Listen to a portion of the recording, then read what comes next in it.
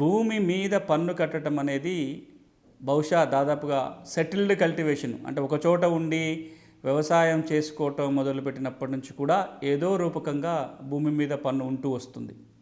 అక్కడ ఊరికి కమ్యూనిటీ కోసం కొంత ఇవ్వటము కేటాయింపు చేయటం దగ్గర నుంచి మొదలు పెడితే రాజులకి భూమి శిస్తు కట్టడం, బ్రిటిష్ పరిపాలనలో నిజాం కాలంలో తెలంగాణలో నిజాం పరిపాలనలో, ఆ తర్వాత స్వాతంత్రం వచ్చిన తర్వాత కూడా దాదాపుగా 1960-70 దశకం వరకు కూడా రాజ్యానికి ప్రభుత్వాలకి కీలక ఆదాయ వనరు ఏదైనా ఉంది అంటే అది భూమి పన్ను లేదా భూమి శిస్తు. భూమి మీద వచ్చిన పన్నే రాజ్యానికి ప్రభుత్వాలకి కీలక ఆదాయంగా ఉంటూ వచ్చింది.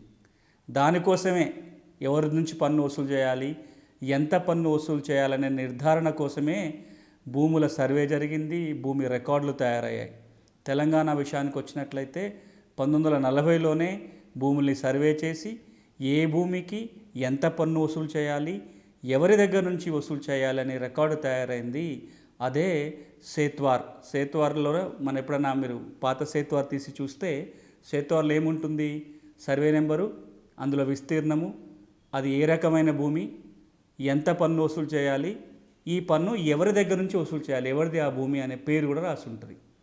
ఈ సేత్వారు ఆధారంగానే ప్రతి సంవత్సరము గ్రామ స్థాయిలో భూమి పన్ను వసూలు చేసేవాళ్ళు భూమి పన్నుల వసూలు లెక్కలు రాయటం కోసమే గ్రామ రెవెన్యూ లెక్కలు లేదా గ్రామ రెవెన్యూ రిజిస్టర్స్ అప్పట్లో మెయింటైన్ చేసేవాళ్ళు. ఒకప్పుడు 44 రెవెన్యూ లెక్కలు ఉండేటివి, 92కి వచ్చేసరికి అవి 11 రెవెన్యూ లెక్కలుగా మారాయి.